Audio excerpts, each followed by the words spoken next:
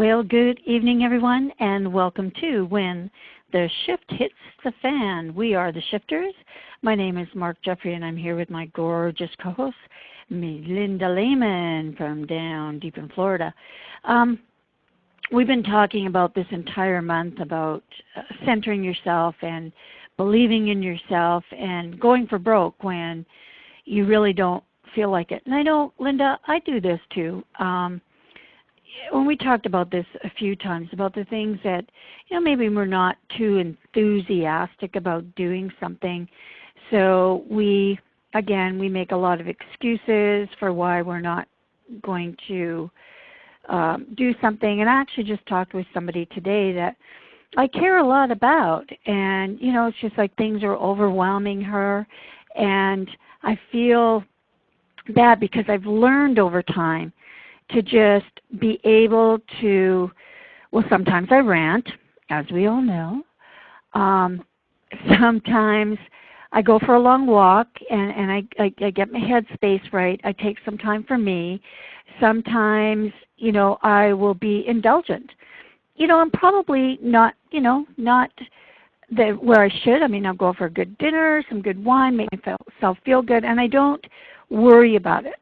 I just do these things. But I know, Linda, so many people, particularly women, just feel like the weight of the world is on their shoulders and they can't even move. And I think we need to address, this, Linda, tonight. I think we really need to talk about it because you and I both know people like this, right? Yeah, yes, we do, Mark. And it's through the years, I know that I've carried the weight of the world on my shoulders before, and you have too. And it's sad for me to see some of my friends and even family members still doing that. I was able to work through that and realize that I don't have to do that, and it's very freeing when I realize that, number one, I'm only responsible for me, unless, when my kids were much younger and, but below the age of majority, obviously, I was responsible for them too. But now it's truly when we grasp the concept that, we're only responsible for ourselves and our feelings, and we can choose how we want to feel, and we can choose how we want to think and what we want to do. That's very freeing, and it starts lifting that world up your shoulders. And we don't have to tackle everybody else's problems, but you're right, as women, sometimes we feel like we have to take on everyone's problems and then become the problem solver ourselves. Well, and Linda, I want to drop this into your lap for just a second. Let's talk about relationships, because I think this happens a lot of times too, and this was brought up. Well, how do you, be free within yourself and all these things when you're in a relationship that is actually part of the problem, where that person maybe isn't holding up their part of the deal, and you feel like you have to take over more. Like, how does that balance get struck? Because I know that you and Randy, everybody that knows this couple will tell you it looks like the perfect relationship, the perfect marriage. And, they work their butts off to get there. Let's be real. So I know, Linda, in the past, there's going to be times where people, you got a slacker on your hands. How do you go into that and address that with somebody that, you love and you care about? Because I think it's different with kids, right? With kids we just go, you do this, or, whatever, right? But when it's a relationship of equal value, I think that's where I think a lot of women get wrapped up in that. Yeah. No, it's very touchy, and I think the very first thing, and it's sometimes the hardest thing to do, is when in that relationship we're feeling put upon. We're feeling like we're taking on a larger piece of the load. it's very difficult at that moment, but it's very important to first realize and understand within yourself that you love this other person and they love you. And quite frankly, Mark, the fact of the matter is the partner probably doesn't even realize they're doing that, or there might be some internal thought processes going on within them that they haven't opened up and shared yet, so they're kind of focused on that instead of focused on what's going on. And to approach it, it's very important that we don't approach it from being accusing. Mm-hmm. It's almost like the kids. I mean, I grew up with brothers, and it was funny because the same thing went on because we all three were required to clean the kitchen together, right? And so now if one person moved one dish or put one dish more in the dishwasher than the other one, then that person felt like they were doing all the work. And so they would say, well, I always have to do all of the work. And we just kind of carry that forward in our relationships. But, to approach it when you're truly in a relationship that matters to you, and I think that that's important, does this relationship really matter to you or not? Mm-hmm. Some people are just, well, Mark, they're just faking it. Well, yeah, and and this is, they're faking it, and they're comfortable in that space. And, this is what happens in abusive relationships. It's just like, I don't know what's out there. This I know. I'm not handling it very well, obviously. But this I know, so this I will stay and bear this burden. And, honest to Pete, Linda, that breaks my heart. Oh, it breaks mine too, because they're being the martyr, and they're thinking that they're doing the right thing for the relationship or the right thing for the children. But if you're in an abusive relationship, it's not the right thing to stay there. Nobody deserves to be abused, and no relationship worth hanging on to is an abusive relationship. It's a relationship built on love, respect, which is very important, mutual respect, and it's an equality. It's a team. One of the key reasons that mine and Randy's relationship has lasted as long as it has is because we are a team. We view each other as equals in this relationship, and sometimes Randy will carry more of the burden. Sometimes I'll carry more of the burden or the chores and stuff. But we talk about it. We communicate. We come into a conversation where maybe one feels put out. Again, as I mentioned before, not accusing, but saying, "This is how I'm feeling right now. What's going on? What's going on with you? Or can you help me with this? Or we talked last week that maybe you would take on this particular chore, but I think it really needs to get done now." Yeah. Well, yeah, and I think that works in a relationship where there is mutual respect. I think in any relationship, whether it's working, you and I, what we do, we respect each other and stuff like that. But then what happens, Linda, if that other person, obviously, and I'm going to hard line this because I think abuse is not having respect for somebody else and making them take on a bigger burden. I'm not talking about smacking somebody around. I honestly believe in any relationship, whether it's a male-female or friendship or coworkers or whatever it is, if you don't have respect for them, you're abusing them. And, what if somebody has that kind of attitude, though? Like, I'm going like this. You know me. I'm going, get the hell out. Like, I don't care what kind of relationship is and who you're with, but if there's no way that this person's listening to you, you can have a conversation with, or even in any way, shape, or form, loves you enough to care about your feelings, because, I just think that goes with love. Color me wrong here if I'm wrong, but I think if you love somebody, respect goes hand in glove with that. I just don't get when people are not respecting you to put you in the position of burden. And gosh darn, you sure see a lot of it. Yeah, we do, Mark, and I don't I don't know if it's feelings of guilt or maybe even the person doesn't even respect themselves right now. They have a low self-worth or self-esteem, and that may be why that they're not getting out of the relationship. But I am with you 100%, Mark. Get out of the relationship or tell that other person to leave. If it's something that they want to work out later with counseling or some additional assistance, then that's great.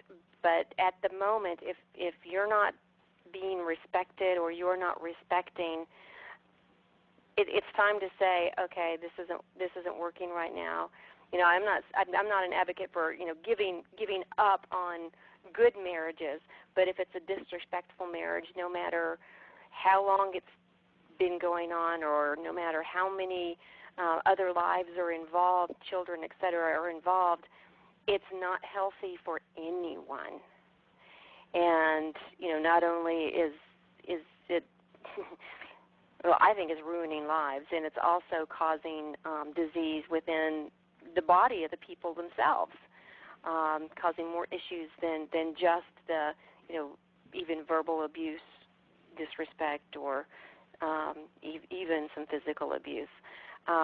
It's just not worth it, folks. We have a wonderful life to live, and it's ours to live, and not be downtrodden all the time. Yeah, and it was really funny too, because in speaking to and a lot of people, and this is and we'll transition this a little bit into business as well, because we do coach and counsel actually a lot of women. Just because for me, and I think Linda, for you, I'll speak for you in this case. When I started working with people who had cancer, a lot of the people that were just naturally attracted to me were the women. The men, not so much, but a lot of them were protected with their jobs and different things like that, so they didn't really worry about, what I'm going to do for work.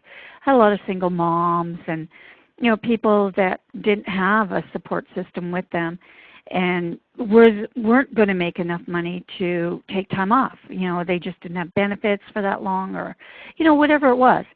Unemployment wasn't enough money, and they had to start looking at other options that they could do from home, and that's where where I really kind of started working with people on in business models on the internet. That's why I started looking a lot of the times for what could I present to them and give them, and I'll go looking for things so that they don't have to make mistakes because they're already down on their luck and that. But to me, there's so many people who, Linda, and I know you've heard this, I've heard this, where I don't even know. I am so far from down, I didn't even know where to start. I don't even know what to fix. I don't even know. You get to that point where your back's not even against the wall anymore. You just kind of slunk down to your butt, crouched down, and nothing looks like it could ever be good again. And I'm not a psychologist, and I really think if you're in that spirit of mind, before anything dangerous happens, you really do need to get professional help. But for me, it was when my world crashed down on me, I did what we always tell people, is take a big, deep breath and just calm it down and let your mind wander. Just let it. Don't think of a way out. Don't think of what might be next. Just let your mind wander out there. And again, you will be very interested to find what things pop into your head about the next little step that you could take.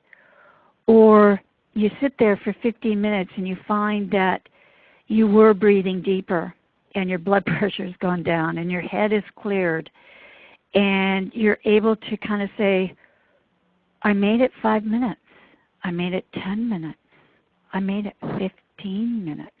And I want to tell you guys, if you're sitting out there and you're listening to this, that's a whole pailful. That's a lot. And you need to understand that when you're feeling like that, and I know that feeling, I've been there, that's a lot. It is a lot, and I like the steps that you suggested people take. I was reading something this weekend, and this kind of really ties right into it. And if you try to overthink this, then you can argue with it, but it really works. And that you were doing the same thing, and that is to unconditionally accept what's going on right now and where you are in it right now. Just accept it. Don't try to judge it as good, bad, or indifferent. Just unconditionally take that deep breath and accept it. Say it out loud and unconditionally accept what's going on right now, and then just breathe into it and allow those feelings to come through and over you like a wave, and then start breathing deeply. And you're right, Mark. You'll start calming down, and you'll start seeing these thoughts. And after you let things just go random, and then some other thoughts and ideas start coming in, I also suggest not to judge any of those thoughts, not to say, oh, that won't work, oh, this will work, and latch onto it. Let them continue to flow. Remember some of those ideas. Let them flow through without judging them first, and see where that thought takes you. It's almost like, okay, I'm going to hop on and be a passenger. This is really important, what Linda just said, because of this. Because when you are so down, you're going to have a slanted view, like you're going to have a perception that does not aid you. And you are going to put up barriers because, you're scared. You're scared and you're hurt and you're overwhelmed. And the endorphins and the adrenaline, I think, more so than anything, because adrenaline can be so dangerous for us. It can be good when you're running a marathon, but bad when you're in a situation where you've just been slammed against the wall. And it can be a lot of things: loss of a job, like what am I going to do, how am I going to feed my kids, a sickness, breakup of a relationship, any of those things. You're walking through life going, do, life is great, and also you got hit by a bus. Nobody expects you to make good decisions right then. I mean, and if you expect that you're going to, you're real wrong, and you've got to do exactly what we said. You've got to take that time. I took 2 hours, okay? I took 2 hours sitting on the steps of the Cross Cancer. People walking by me probably thinking I was a mad lady, my makeup running all over my face, hair all over the place, like, oh my God, a homeless person. But I was inside my head, and I was just letting it go. And out of that came to me one thought. Of 2 hours, one thought. If 2% of people live, then why can't I? And that was all I needed. I shifted through that. And then what happened, Linda? All these other ideas came. But if I would have just went home with a big pout on my face, oh, I'm going to die.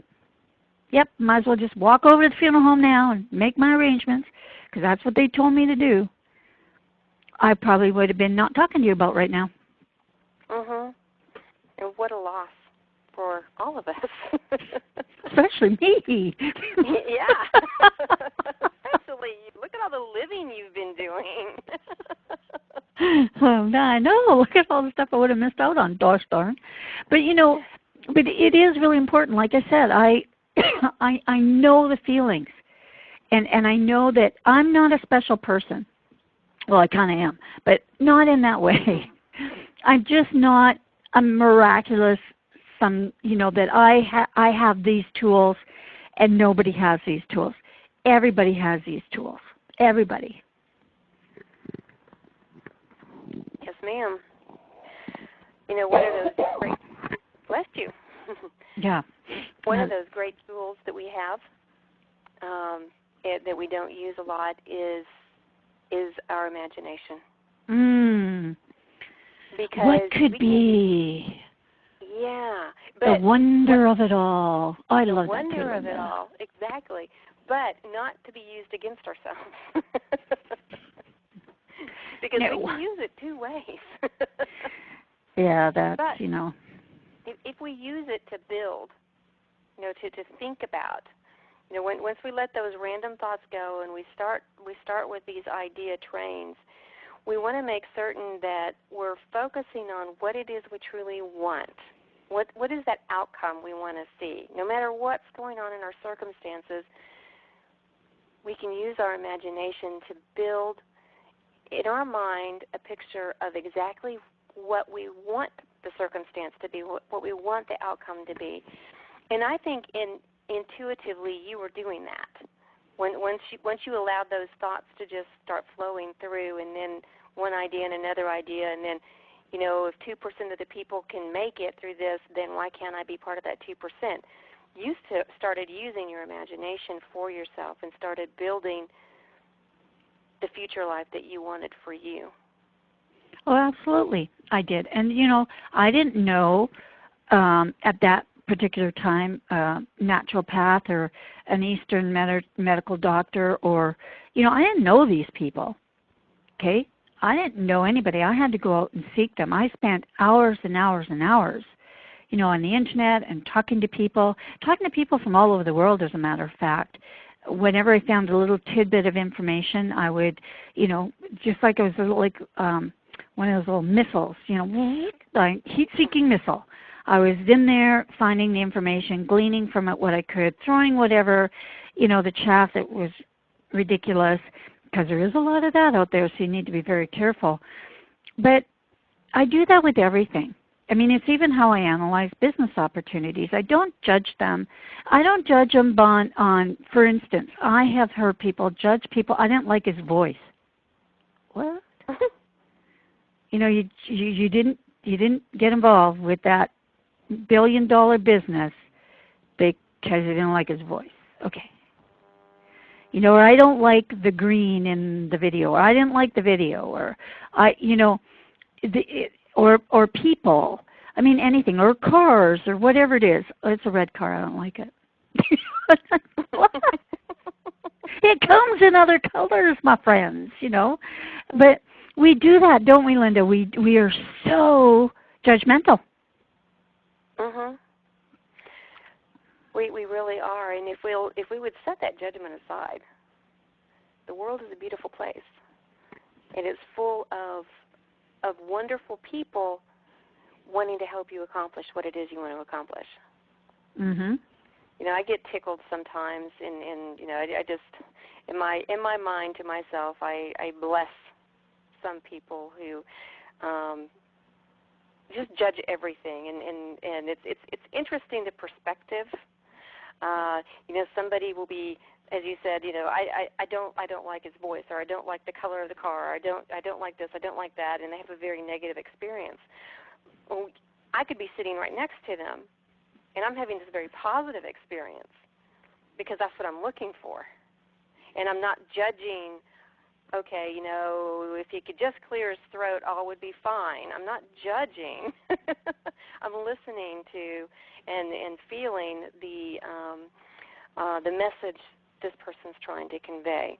Or as you said, cars don't come in just one color. They come in multiple colors. So it's really interesting if we shift our perspective and look for, and expect what we want to get out of this, and look for the good. If we don't even know what we want to expect, look for something good in it, we're going to have a totally different experience than somebody sitting right next to us who is judging everything and is having an absolutely horrible experience. It's almost like, I can remember we were at a really, really nice restaurant one time, and we were sitting outside. It was on like a deck around this restaurant is overlooking the beach, and we were just having the best time. We were talking it up with the waiter, and everything was being served beautifully and timely. There was a table right behind us, same waiter, and he was trying to give them the same service, but they wanted like instantaneous everything. And so all of a sudden everything was going wrong for them. You know, even down to, I would say the sunset, because they wanted to sit on the other side of the deck where they could see the sunset better. I mean, even the sunset wasn't cooperating with their time and their experience at the restaurant. It's a wonderful restaurant. And so, you know, we were side by side, and both of us had totally different experiences. Yet the food was the same, the waiter was the same. Mm-hmm. He was giving them, to the best of his ability, he was giving them the same wonderful service he was giving us. They were just not seeing it, and they were judging every little thing. It was amazing. But people do that all the time, right, Mark? Yep, all the time. I mean, and we talked about this a lot on our show. You know, I always, you know, you get in your car, you hit the first red light, hit maybe the second one. Oh, every red light. I hit every red light. Did anybody forget that the first 16 were green? Yeah. You know, oh, okay. You know, but we do that, and we Debbie Downer ourselves a lot in our lives, and that is the difference. For me, that's the difference. I come across stuff that just, I mean, I'm in business and I'm building a company, and I've transitioned from, you know, being an on-stage speaker where pretty much my income was guaranteed. I knew what I was going to get. I could define my income, because it was very secure there, to step into, okay, now it's all about me.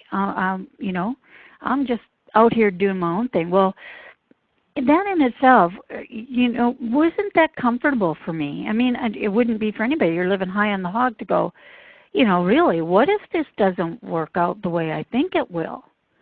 Right? I have doubts like everybody else, but I push them aside to say, okay, what is it about it that would, like, what's the difference between the two? How does this correlate? I start, you know, bringing my reasoning into it when my emotions go mental. That's probably not politically correct either, but I never am. But yeah, but I understand exactly what you're saying. So, but that's the way I just, you know, again, I find myself, I am a speeding bullet sometimes going, and I have to go, whoa, whoa, whoa, whoa, whoa. Where are you going with that? Time to just, you know, slow that down a little bit, back up a couple of steps, and yeah, breathe through it like, okay, let this go. And yeah, that's when I'll plop on my bed or jump on the deck and just hang there, thinking about nothing in particular. I'm just like listening to the birds, you know, whatever, guy mowing the lawn, whatever it happens to be, cars honking. I'm just letting it flow, and then all of a sudden I feel better. I just feel better. And I don't have to have a particular step to take. I just feel better because I've just calmed myself down, and here we are, down at the bottom another half an hour. Gosh darn, Linda, this happens to us. Just when we get into this, we are back at the end of our half an hour. But I think we got a lot. I think we said a lot tonight. We want you to feel good about yourselves, no matter who you are, and don't let other people take you down. You know, and don't try to take them down. Just do for yourself. I mean, that's the last word I have tonight, Linda. It's just, you know what? You're spectacular. Just be it.